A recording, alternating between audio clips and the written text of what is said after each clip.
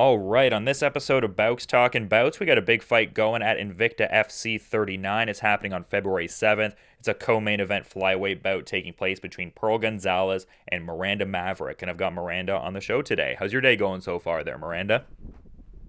Going pretty good. Busy as always, but it's going good. Yeah, I imagine today is pretty filled with a lot of training and whatnot. What does the average training day look like ahead of preparing for a fight of this nature? Generally, early in the morning, after I wake up and as soon as I get to work where I coach, I do about a 5K run, usually about 3 miles. I try to up the pace at certain points and then slow it down so that I get my heart rate up and then back down while keeping exercising the whole time. And then I coach throughout the day. I usually go to school in the afternoons from the time of about noon to 4. And then I get right into the hard practices, usually hold pads around noon sometimes, depending on every other day. And then at 4:30 or so, I get start with jiu-jitsu, then go into Muay Thai technique, and then do striking technique or sparring, and work on MMA after that, and my cardio. It's awesome. Definitely a busy day to be sure. But in there, you were talking about some of the coaching experience you've been able to get as of late. How does that benefit your own individual efforts as a fighter? Because I've found even in my own profession, just like trying to teach somebody certain things, it gives me a more comprehensive understanding of what I'm doing and I get better because of it. Do you find a similar thing with your coaching experiences? Yeah, for sure. That was pretty much identical to what I was going to say. Like, you get to where you focus on details a lot more and you understand little parts of something that make a big difference. Even things like footwork, when you're teaching other people, you start figuring out, this might work, start experimenting and seeing what might play into my own game. Yeah, for sure. And I'd listened to certain interviews with you before we were talking here, and it seems like at first you kind of had this quandary about using your strength in competition, and you wanted to almost like not utilize that and kind of focus on technique. But right now, from what I'm seeing in some of your bios, you're a purple belt in BJJ. Did it take a little while to overcome that notion of like, oh well, I can't use my strength and I need to focus on the technique? Like, was there a defined moment where you got beyond that thought and kind of just thought of it as like, oh, this is just part of my submission grappling game? Yeah, I don't know if I ever thought that the strength was a negative thing. I just thought it was negative that nobody else saw the beyond the strength. Like, even when I started MMA, I was already a blue belt. Felt my technique was very good for a female of that level, and people were always crediting things with strength. I think I should use my full strength in everything that I go to do, especially when it's fighting. It's our lives on the line. I'll use every, weakness or strength that comes my way to help gain me an advantage. And now I have the skill level to match it, and I feel like I'm close to even moving on from that.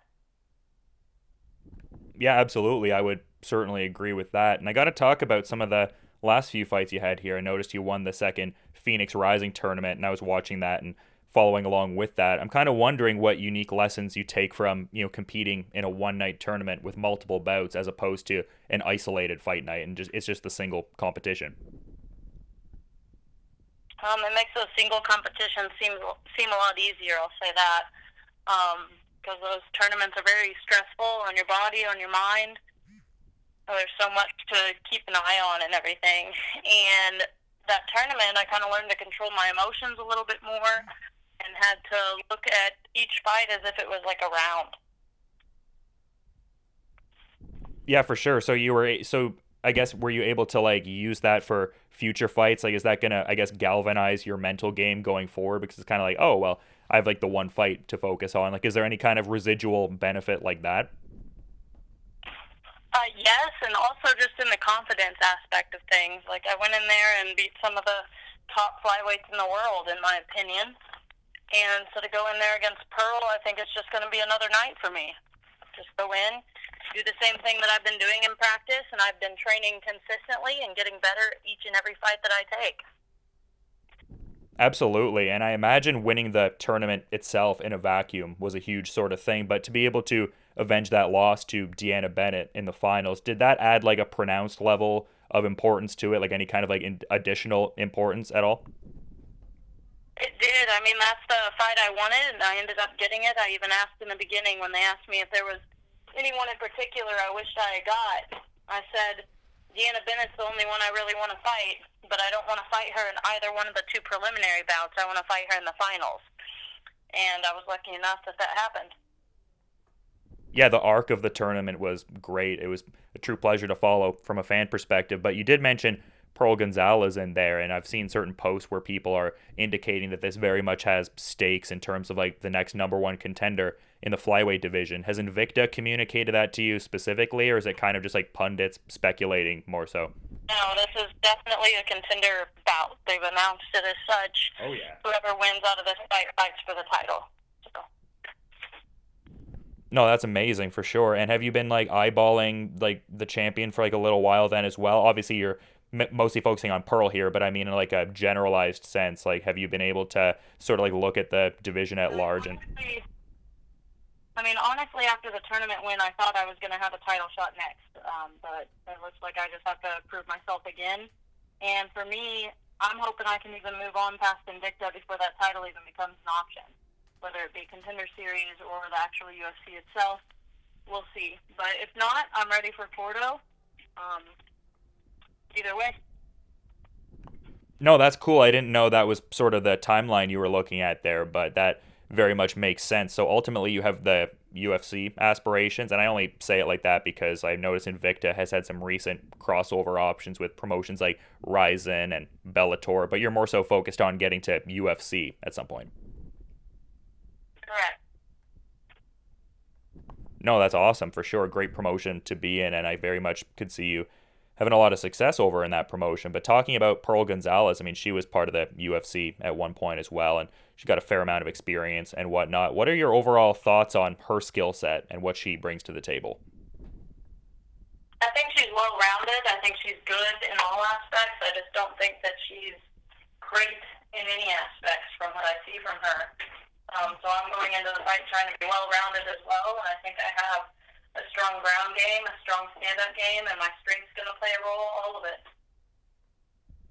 Yeah, for sure. And I noticed, like, because you'd mentioned your schooling earlier when you were doing like the breakdown of your day, it seems like you're very immersed into a lot of different permutations of psychology and stuff like that. Is there any kind of benefit, like, in your fighting game, like in terms of like the mental game and some of the psychological elements of fighting? Because I imagine that would pay dividends. I definitely feel like I have a base understanding of like sports psychology and things of that sort because of my schooling, to where I'm mentally prepared. In a lot of those states, I don't have to worry about mentally prepping myself or anything like that. I'm able to kind of prep myself and just talk to my dad and talk myself through things, and I feel like I'm ready at those points. Absolutely. And on a training partner level, I'm kind of curious who you're getting in the regular work with. It seems like Amanda Bobby Brundage is someone you're getting in some work with. But in terms of like other sparring partners, who else are you putting in that work with? I stay at my own gym for most of my fight camps, and it's just a lot of guys on my team that are 35ers to 45ers that fight. I've been training with them. I trained down with Hannah Cyphers in North Carolina for a few days, who's getting ready to have a UFC fight now. And so there's good connections there in North Carolina. And then just, regular partners. We bring in people from other gyms that are mainly guys because in the female world of martial arts, there just aren't that many females, especially within the place that I reside. Yeah, for sure. You got to do what you got to do to get in the work. But I was noticing in a feature piece that Invicta did on you that you have a bit of a hidden talent. You do the pencil sketching business, Art of the Maverick. Is that something that is still going on? Like, are you still actively putting together some art? Because I think that's really cool. I do when people request a piece. I don't so much go out of my way to advertise it anymore, though, because I just don't have time very often. If I can make money off of it and do it, then it's great. I love drawing. I love doing it in my free time or when I'm stressed out. But as of late, because of my packed schedule and school, I don't really have that free time. Well, hopefully I don't have too many people blowing up your DMs after I shouted that out there trying to get some pieces going. No, that'd be awesome. That would be awesome. Yeah, no, I just thought that... I love drawing. I just haven't had many requests lately, and it's not worth my time if I'm having to, bargain with people or struggle to sell them. No, for sure. I just thought that was cool. I'm very much oriented to the arts myself, and to that point, like, you know, with music and stuff like that, I'm kind of curious if there's like particular genres of music that you like to train to, or if there's maybe like artists that get you pumped up or anything like that. I also know some fighters oh, sorry, go ahead. Go ahead. No, I was just gonna say I know some I actually get made fun of for the music that I put on during training a lot.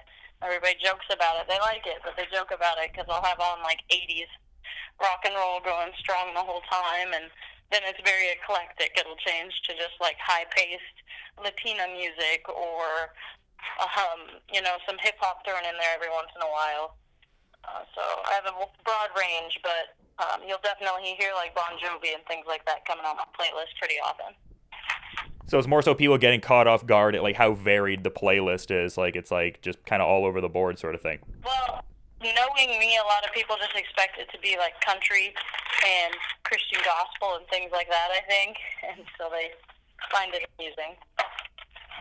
No, that's a fun dynamic, and yeah, music's a great motivator to train to and whatnot. But I imagine you got a lot of training to do, and I want to be mindful of your time and everything because you've been really good with it. I'm just curious, though, if there's anything you'd like to kind of like add as a parting thought as we're wrapping up, though. I'd just like to kind of shout out to everybody. Go follow me on social media if you haven't already. I have Instagram, Facebook, Twitter, all of it. At Fear the Maverick, Miranda Maverick. I'm the only one of them I know of out there, so it's pretty easy to find me. And then in addition to that, thanks to all my sponsors. You guys can look into that on my social media as well. I have everything ranging from like CBD oil people down to nutritionists that help me out with all of my nutrition and dieting leading up to these fights. And then I have people that help me with gear, help me with my fight outfits, which are really cool. Everybody's going to like the fight outfit that I have coming out this time. And then my family, and more than anything, I try to give all the glory to God. I know I couldn't be this far without that guidance. Yeah, for sure. Excited to see the fight attire. Invicta usually does a great job of like, you know, presenting people in that kind of way and giving them, you know, the freedom to express themselves. But moreover, I think people are going to be really excited to check out this fight, and they can do so at Invicta FC 39, February the 7th. It's a co-main event flyweight bout with Pearl Gonzalez taking on Miranda Maverick. Really appreciate all the time and insights there, Miranda. Best of luck with the remaining part of your preparations, and also have a good rest of your day too. Thank you so much. You too.